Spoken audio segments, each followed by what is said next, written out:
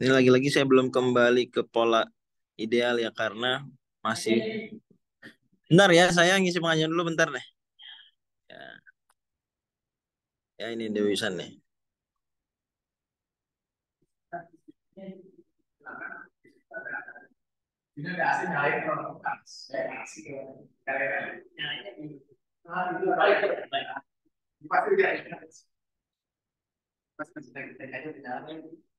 Saya izin share foto. Bentar.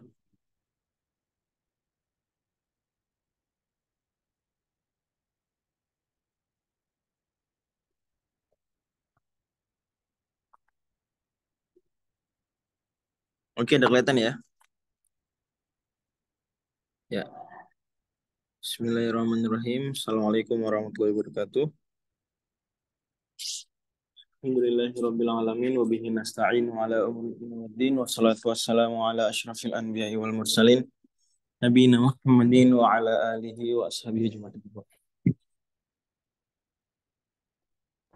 Ya, kelihatan.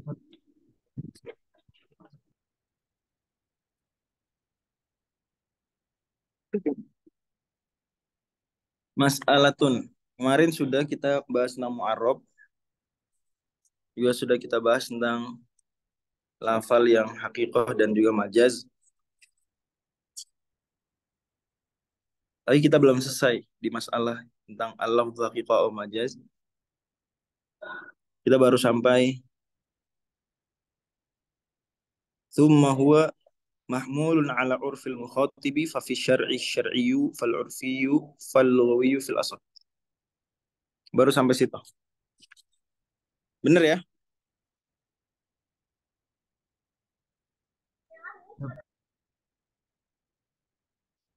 Ya. Selanjutnya kata Syekhul Islam wal asahhu annahu idza ta'arada majazun rajihun wa haqiqatun marjuhatun tasawaya. Dan yang benar, pendapat lebih benar, bahwasanya kalau ada majaz rojih, dia majaz sih. Tapi kalau diomongin secara tuh langsung dia yang kebayang di benak. Dari situ ya. Saking seringnya untuk apa di digunakan majaz tersebut. Contoh orang kalau bilang,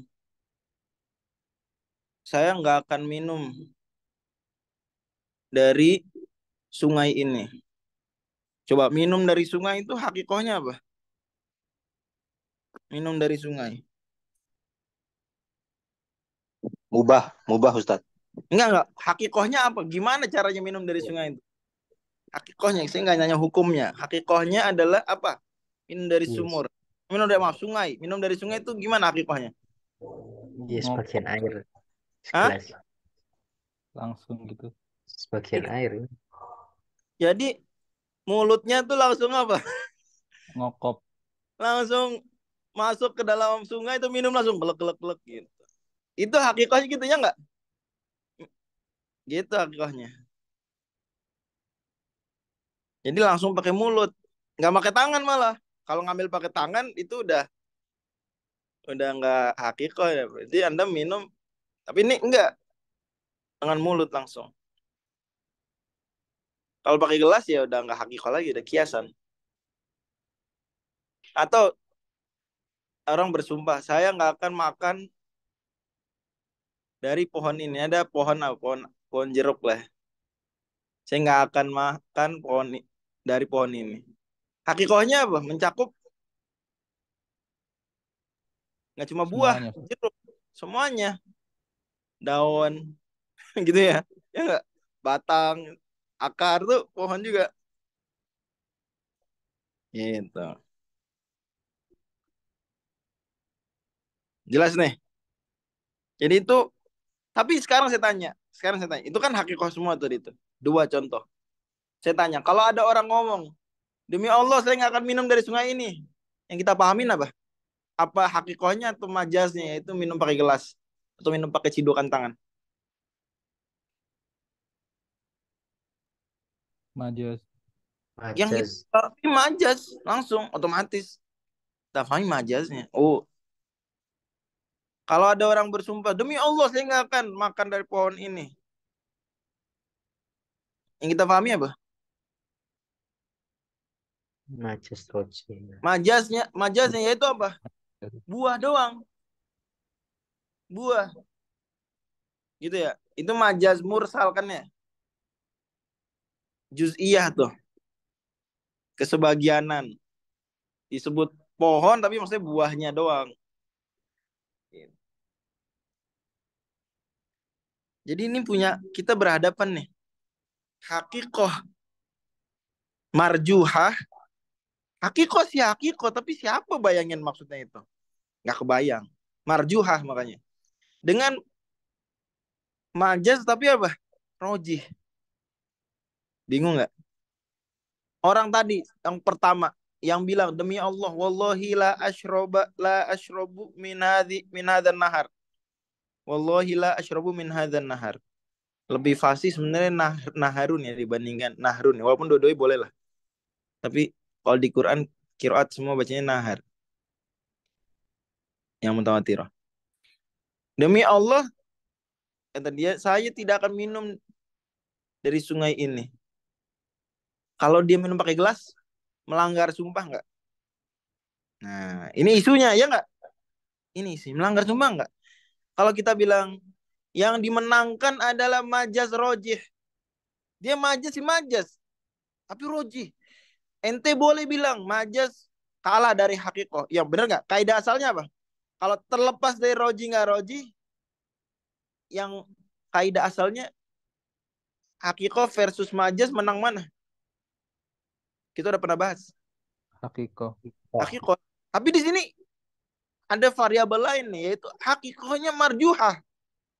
Tapi yang roji itu majasnya lebih golip, dia lebih sering dipakai. Orang udah hampir-hampir nggak kebayang kalau maksudnya adalah yang pertama itu minum langsung mulutnya masuk ke dalam sungai gelek-gelek gitu. Gitu enggak. Nah, ini isu. Kalau kita bilang yang menang adalah majas roji, berarti kalau dia minum pakai gelas melanggar sumpah enggak?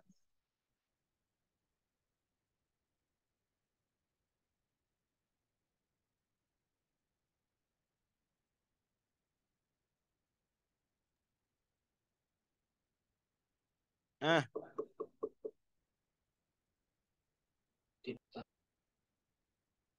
kalau kita nih menganggap yang menang majas roji dari kata-kata demi Allah saya tidak akan minum dari sungai ini. Majas itu berarti apa? Minum walaupun pakai gelas. Itu masuk. Kalau kita bilang yang menang majas roji, berarti kalau dia minum pakai gelas melanggar sumpah nggak? Tidak, Melanggar, Ustaz. Ustaz. Melanggar sumpah. Melanggar sumpah. Akhi, anak minum pakai gelas, akhi. Anak nggak minum langsung di sungai, mulut anak nggak anak taruh di sungai, akhi. Kenapa antum bilang anak melanggar sumpah, akhi? Kita bilang apa? Akhi, meskipun itu mah hakiko yang antum bilang, tapi di sini majasnya roji. Menangin majas roji. Ya nggak? Itu kalau kita bilang majas roji yang menang.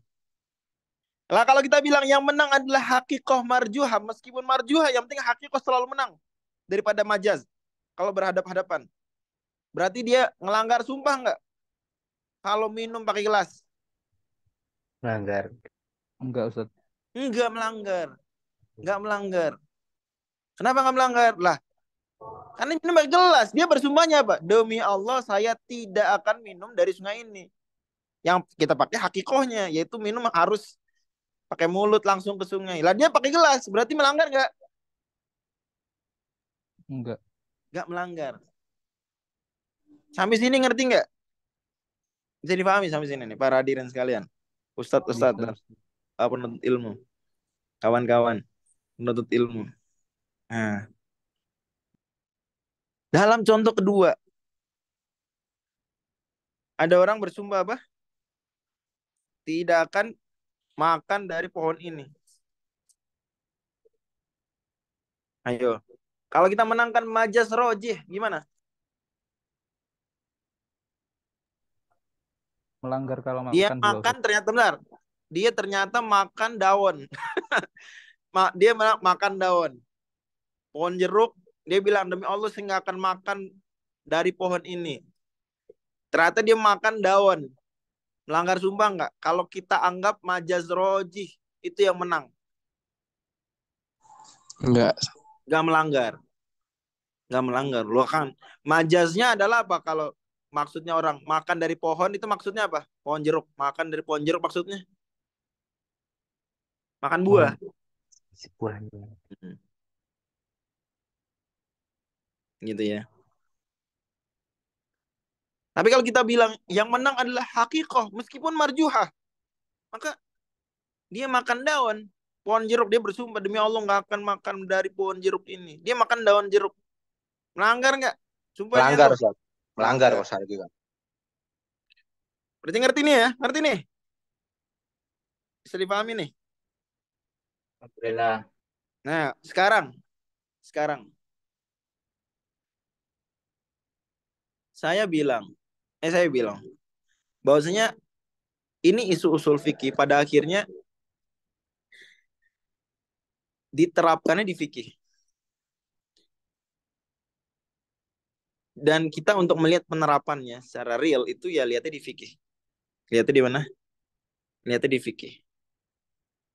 Tapi kita sebelum mengkaji fikihnya, kita lihat dulu konsep usul fikihnya. Konsep usul fikihnya yang roji menurut mazhab Syafi'i, yang mu'tamad adalah idza ta'arada majazun rajihun wa haqiqatun marjuhatun tasawaya. Mana yang menang berarti? Duanya. Nah, seimbang. Makanya dalam Raudhatul Talibin, Imam Nawawi itu bilang gini, orang yang pertama yang bersumpah tidak akan minum dari sungai ini, itu melanggar. Melanggar apa? Sumpahnya mau minum pakai mulut langsung, ataupun mau minum pakai gelas, atau pakai ciduk tangan. Dua-dua melanggar. Kenapa? Karena mau majas roji, nah hakikat marjuah di sini sama. Sama.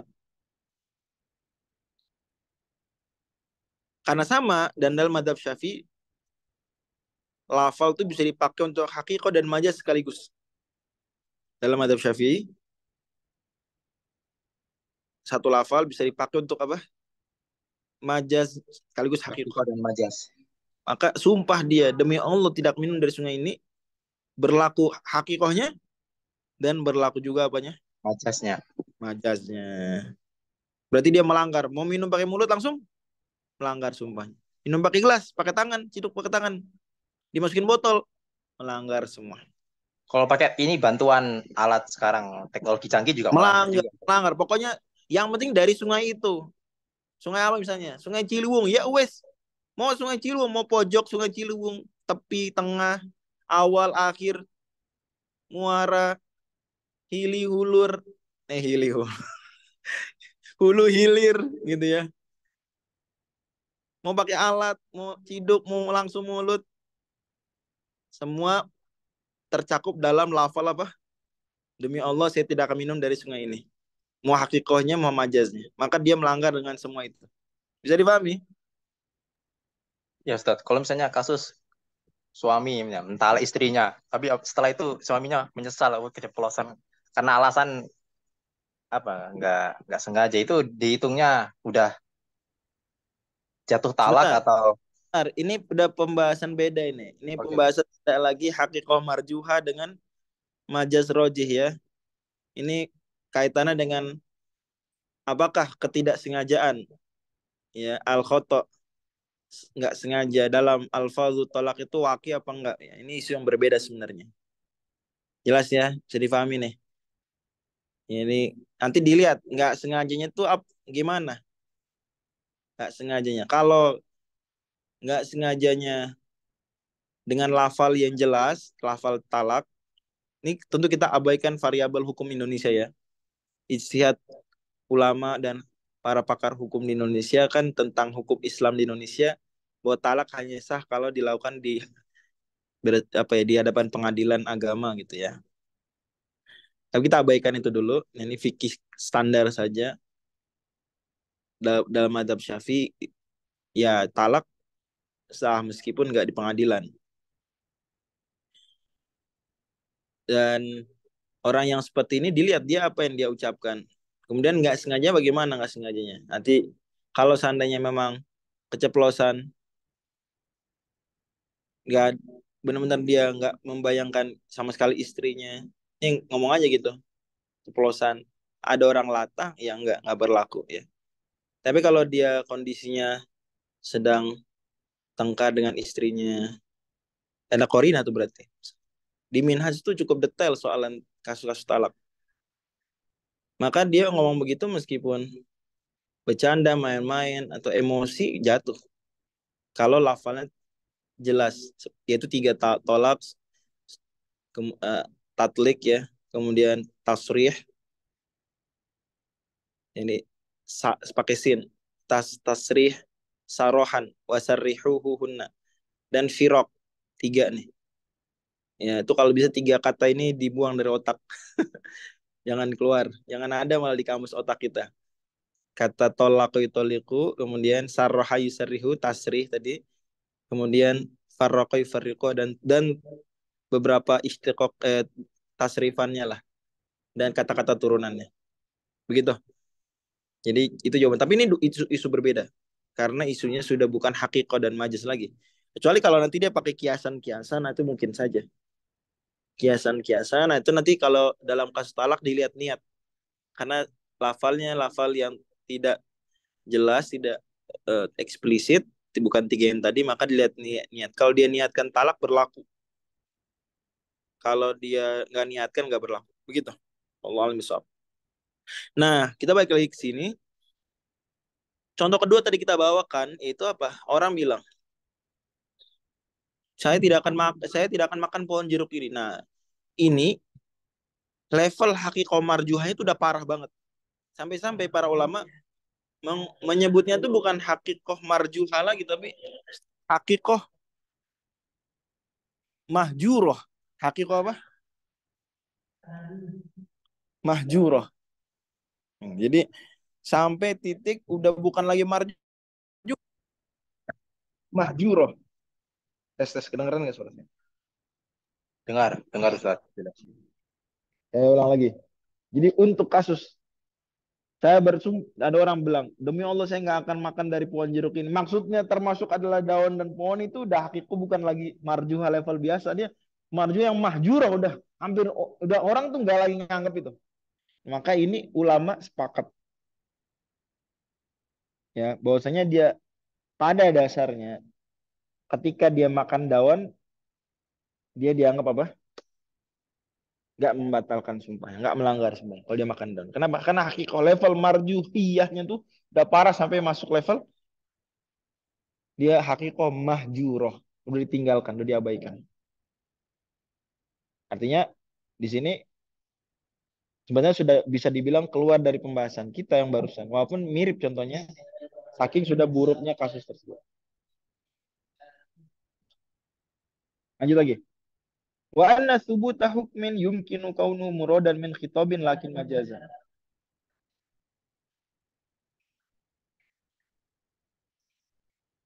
Gila. Eh, saya cari tempat lain dulu ya.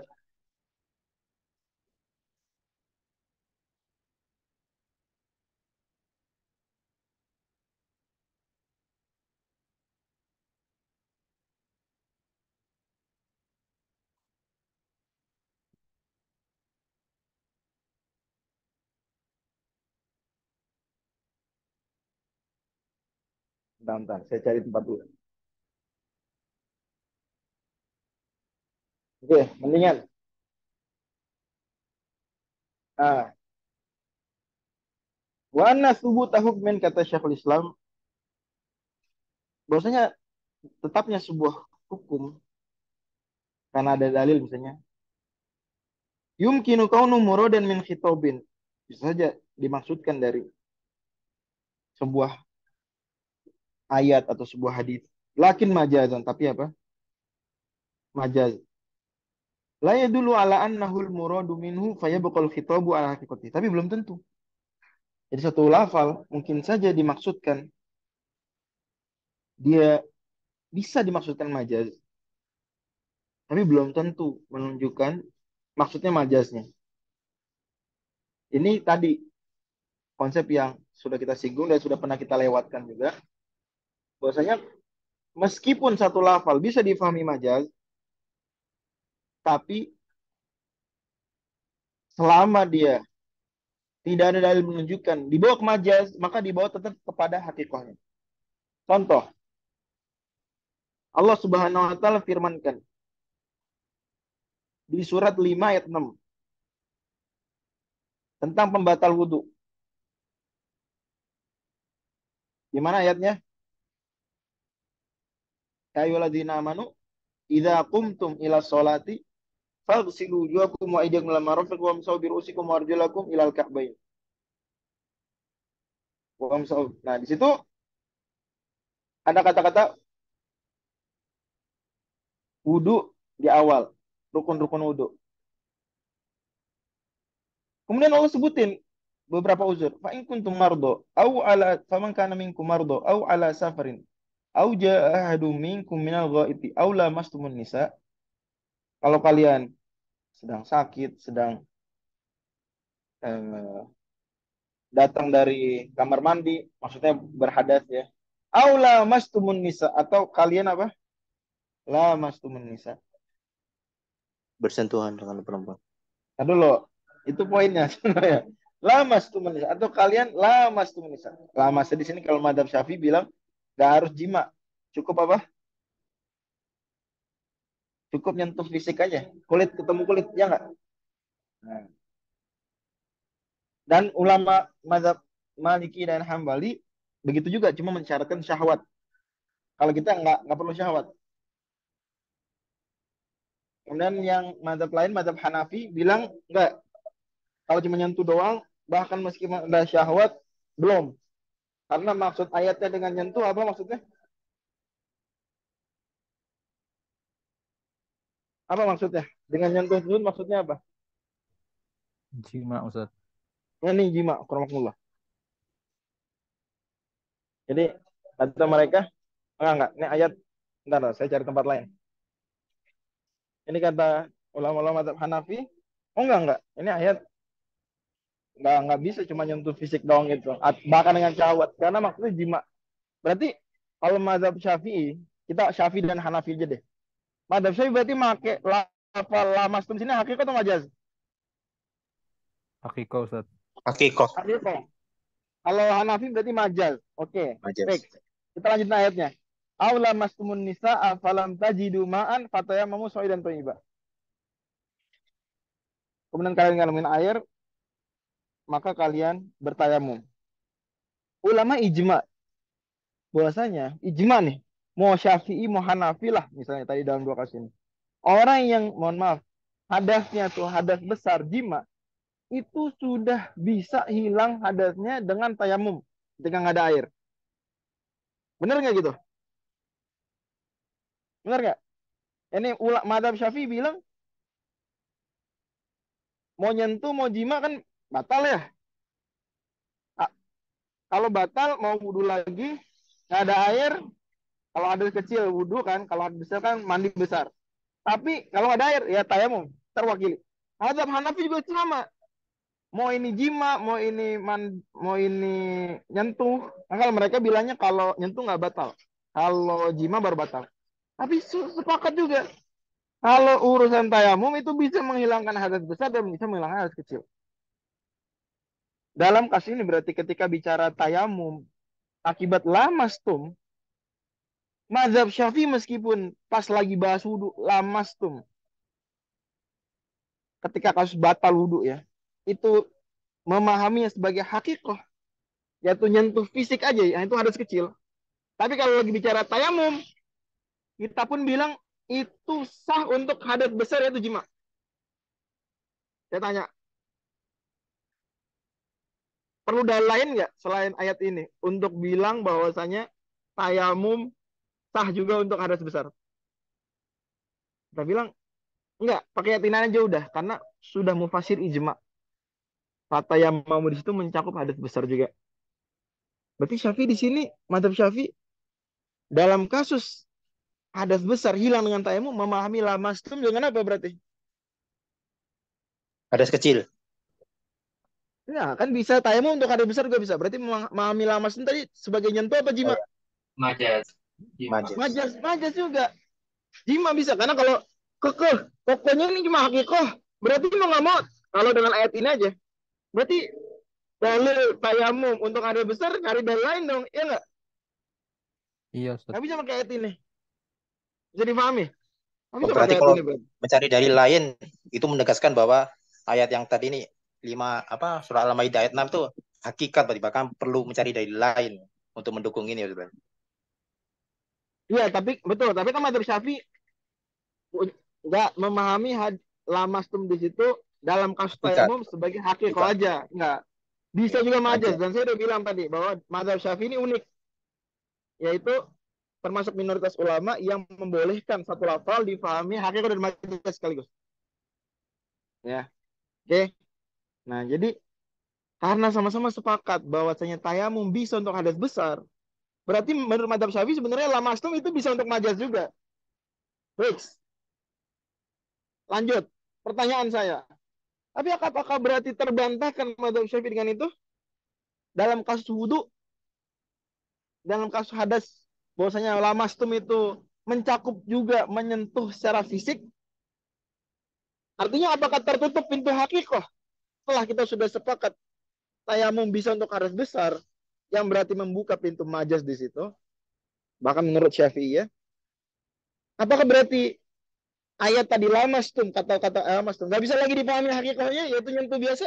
Enggak, enggak. Itu soalnya. Dua-duanya Itu bisa. soalnya. Itu soalnya. Maka kata Syekhul Islam, wa anna thubuta hukmin yumkinu kaunuhu muradan min khitabin lakin majazan la yadullu ala annahul muradu minhu fa yabqal khitabu ala haqiqatihi. Bahwasanya adanya satu hukum yang berlaku, umpama tadi kebolehan tayamum untuk jima, ya, tayamum untuk akramakumullah hadas besar akibat jima. Itu bisa melalui surat 5 ayat 6 tadi. Berarti secara majas, lakin majazan, oke, gitu. Tapi itu la ya dulu tidak menunjukkan ala annahul muradu min, bahwasanya lamastum itu maksudnya adalah hanya majaznya saja. Enggak. Tapi faya bakal khitabu ala haqiqatihi, tetap lamastum di situ juga tetap berlaku apanya? Tetap berlaku apanya? Majas Hakikat. Hakikohnya. dan Tetap hakikat. berlaku apanya? Jadi meskipun kata lamastum bisa dipakai majaz, betul, tapi hakikohnya tetap berlaku enggak? Tetap berlaku Tetap berlaku dua-duanya. karena dalam madzhab Syafi'i majaz dan hakikoh bisa berlaku sekaligus. Apakah bisa dipahami? Bisa, Ustaz. Kalau yang Alhamdulillah. tadi Ustaz, dalam mazhab Hanafi bagaimana? Kan ini kan baru membahas Syafi'i. Tadi kan Ah, membahas apa? Dua sebenarnya itu di mazhab. luar di luar topik sebenarnya karena pengajian lumbur usul kita fokusnya mengkaji usul fikih berdasarkan perspektif madzhab Mazhab Syafi'i Syafi'i aja. ya. Syafi'i aja. Dan saya memberi pengecualian kalau itu terkait dengan akidah. Baru saya bilang kalau terkait dengan akidah maka karena Syafi'i yang nggak semuanya Asy'ariyah, maka mau nggak mau harus didiskusikan juga di bawah bagaimana pandangan Ahlussunnah wal Jamaah lain selain Asy'ariyah. Itu aja yang kita kecualikan. Tapi kalau dalam fiqhiyat kita hanya bahas Syafi'iyah, kita nggak mendebatkan usul fikih. Berbeda dengan kalau di kitab Minhajul Usul lah kita kita diskusi debat dengan Hanafiyah begitu. Tapi kalau mau jawaban ringkas intinya kalau menurut Hanafiyah pengakuan Syafi'iyah bahwa tayamum itu bisa untuk jima itu membatalkan apa melemahkan lah setidaknya mungkin nggak membatalkan karena kita tadi sudah membuktikan nggak batal eh, hakikohnya. Tapi kalau menurut Hanafiyah itu melemahkan posisi Syafi'iyah dong. Anda gimana? Berarti Anda ngapain itu bisa untuk majas? Berarti melemahkan posisi Anda yang mengatakan lamastum itu hakikoh juga. Tapi kalau kita Syafi'i kita bisa jawab. Ya itu kan menurut usul fikih Anda. Hakikoh dan majaz nggak bisa gabungan dalam satu lafal. Kalau menurut usul fikih kita, hakikoh dan majaz bisa dalam satu lafal. Sekaligus berlaku. Begitu ya? Itu barangkali. Wallahu nisab. selesai kita masalah yang ini. Insya Allah kita pertemuan Sabtu depan akan membahas masalah yang baru ya, masalah yang baru, yang bawah. Mohon maaf kalau yang kurang berkenan dan harapan saya dipikir-pikir lagi. Baca Lubul Usul, dipikir-pikir terus, direnungin. Kalau nggak ngerti boleh tanya di grup. Ya, mohon seperti itu. Karena usul fikih itu lebih ke ngerti dulu sebelum hafal. Tapi ngerti itu sebenarnya mengandung hafalan ya. Ngerti itu sendiri mengandung hafalan, bahkan sebenarnya dia hafalan plus. Dia ada unsur hafalnya juga. Wallahu a'lam. Kita tutup dengan doa kafaratul majelis. Subhanakallahumma bihamdika. Asyhadu an la ilaha illa anta astaghfiruka wa atubu ilaik. Wassalamualaikum warahmatullahi wabarakatuh. Mohon maaf kalau ada yang kurang berkenan. Bentar Ustadz, ini kinayah ini sama kayak seperti majas ya? Nanti itu dibahas di pekan depan ya. Oh, Jadi kinayah itu ulama ya, ya. khilaf apakah dia majaz ataukah dia hakikoh atau gimana gitu ya. Nah, tapi nanti kita akan diskusikan di pekan depan. Simpelnya Syekhul Islam itu bilang bahwasanya kinayah itu hakikoh. Kinayah itu hakikoh. Wallahu a'lam. Demikian. Misalnya katsirur romat, banyak abu. Zaidun katsirur romat. Artinya apa katsirur romat? Dermawan. Dermawan. Nah, itu hakikoh. Itu. Ya memang dia sering masak tuh debu abunya banyak di rumah kayak gitu. Kinayah hakikoh. Demikian. Assalamualaikum warahmatullahi wabarakatuh. Waalaikumsalam.